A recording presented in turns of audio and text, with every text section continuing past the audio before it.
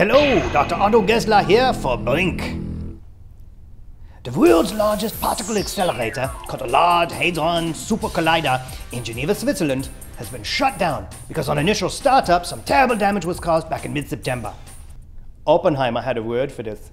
It's called an oopsie. Little known fun fact, the very first collider experiment took place in my hometown of Düsseldorf, Germany back in 1912. My great-great-uncles Gunther and Siegfried, collider, coincidentally, they were asked by the local university to participate in the first collider experiment.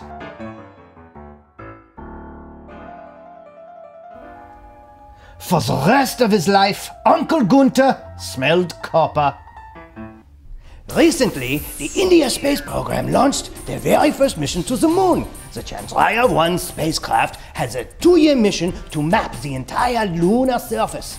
Then later in 2011, they will launch the Chandrayaan-2 spacecraft. This one will land a little tiny rover on the surface of the moon and will roll all over the place. But in 2015, they'll launch the M. Night Shyamalan spacecraft. Now the mission specifics are very secretive, but we can expect a surprise ending.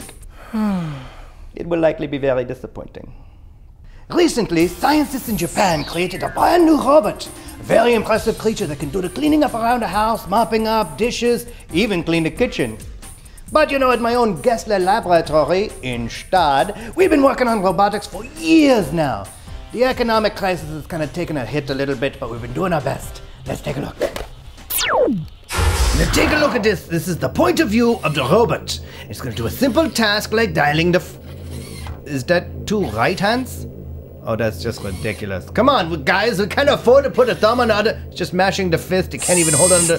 Who brought in a claw? Why would there be a claw? How many appendages does a robot need? Now they're fighting. That's just ridiculous. That's not dialing a phone or anything. They're just fighting with each other. Unbelievable. Okay, forget it. That's what 42 billion euro gets you? It's embarrassing. Hello, Dr. Otto Gessler here. Recently, in Osaka, Japan, at Osaka University's robotic department, they unveiled a new robot called Replier R1. Well, to discuss that with me now is Ms. Beverly West of the North American campus of Osaka University. Welcome, Beverly. Thank you. Can you tell us a little bit more about the robot girl? Is much more human-like. I gotta tell you, that little girl actually a little freaky looking, a little bit, but this is good. This is good work. I don't know how you did this. This is fantastic. Realistic. I can't get over how fantastic this is. Thank you. It's because I'm not a robot. But so we're hoping that she can... They program it to think it's a real person. I think that's the key out there, kids. If you're working in your basement or something and want to get into robotics. I'm real. I'm very real. She keeps believing it. You are a tall drink of robotic water, though. I gotta tell you, this is fantastic. Don't shoot for the little girl. Go for them. How do you do? Side with human society. You talk good. Well, you're side by side me, and you heard it right from the robot's mouth. Hello, I am Dr. Otto Gessler. Recently, the India space program launched the very first mission to the moon. To discuss that with me now is NASA shuttle launch engineer and mission specialist Scott Garrett. Scott, welcome to the show. Thank you, Dr. Gessler. Oh, please, call me Dr. Gessler. Okay. Well, the Chandrayaan-1 spacecraft is designed to travel to the moon and enter a gravitational orbit where it will spend about 2 years taking pictures of the surface so scientists can learn more about the chemical composition of the surface. Oh, yeah, that sounds fascinating. And you know, to help our viewers understand exactly what it's going to do on its mission, we've got some models of the moon and a spaceship. Can we bring those over here, Kevin? What do you mean we don't got? How come we...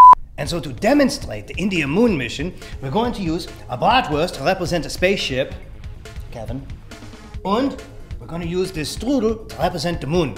So, show me, how does the bratwurst spaceship, just show me the plan. How does it work as it approaches the moon? Okay, well, of course, there would be no meat. No meat? What will the astronauts eat? Well, this is an unmanned mission, actually. There are no astronauts on the spacecraft. It's an unmanned bratwurst. Sure. So it will orbit the moon several times to get into position. And then and then once it's positioned correctly, the Moon Impact Probe will be launched from the spacecraft and will travel to the moon onto the surface. And where will it land on the moon? Well, that would be approximately here. Right on the frosting side of the moon. Tell me something, Scott Garrett. Since this is an unmanned mission and mission control in India is communicating with the probe, are they worried that sometimes the signal might get crossed and be redirected to, say, tech support for Dell? Well, actually, mission control in India is very advanced. They have many experts, and we've provided a lot of technical assistance from NASA. If they're so advanced, how come they can't tell me why my email keeps crashing? Am I right? Hey, so what happens if you try to land during crescent moon?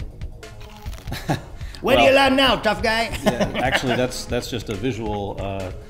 From Earth, it appears that the moon is smaller, but it's actually the same size all the time. Scott Garrett, everybody. Thank you very much for coming. I'm Dr. Gessler. Auf Wiedersehen.